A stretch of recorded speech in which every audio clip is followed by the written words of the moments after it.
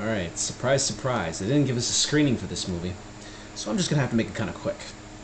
As you guys have heard, there is another Saw movie, Saw 5, which I just got back from today. I gotta say, I found it somewhat intriguing a little bit. I mean, they got better with the story, but together with that, I was still trying to keep up with the convoluted plot. I mean, what the movie is basically, it's just a bunch of flashbacks showing how the new Jigsaw came to be after the old Jigsaw's gone. But it's interesting to look back at it because it does tie in all three movies to see how everything came together. But maybe that's beside the point and what they're trying to prove in this movie. Well, the death scenes and the gore torturing, that works for me, as it works for probably a majority of you guys would imagine. So that's one upside to this continuing franchise. The problem is, though, I'm still starting to notice that they're becoming really less original with the storylines. I mean, they have to make it somewhat more stimulating.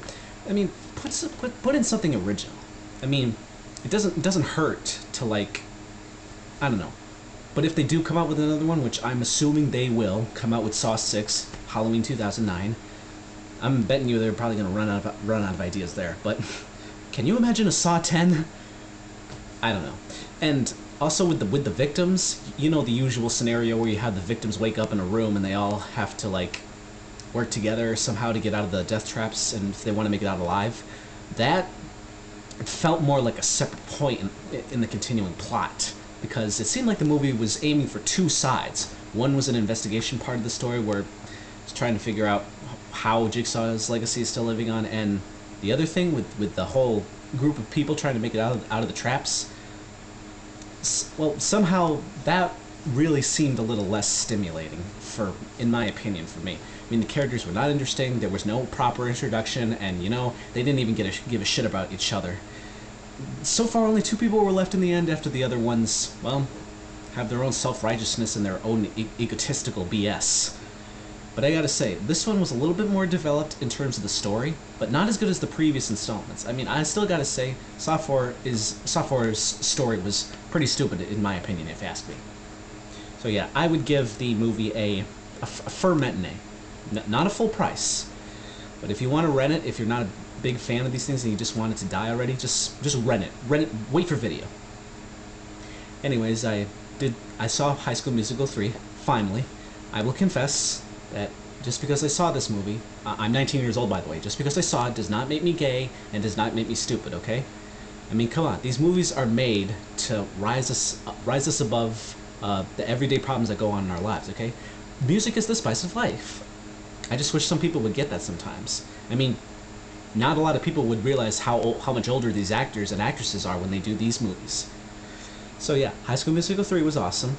The songs were pretty hip. The dancing was definitely an improvement over the last two movies, and I really liked some of the musical sequences, like Now or Never. I really got into that one like an anthem. The Boys Are Back kind of reminded me of the old boy bands like NSYNC and the Backstreet Boys. So yeah, there was a pretty cool, ominous feel to that. I gotta say, I welled up a lot during the end of the movie. I cried 3 times. That's 3 times. And hey, I'm a sensitive guy. I go for movies that try to touch the heart, the human heart. And something tells me I think this is probably the last one. And High School Musical 4 is already in the talks, so I don't know. Maybe the 3 new cast members that were put into this movie, maybe they'll do some sort of a spin-off or a series. I'm just not really 100% sure. But this was a great franchise, that probably one of the things that's keeping Disney alive. And yeah, this movie was definitely the best one out of all of them. My second best film this year of 2008, next to The Dark Knight, which still kicked ass this year. Yeah, and yeah, this will definitely be on my must-have DVD list. I'm gonna miss High School Musical a lot. Well, in case you guys are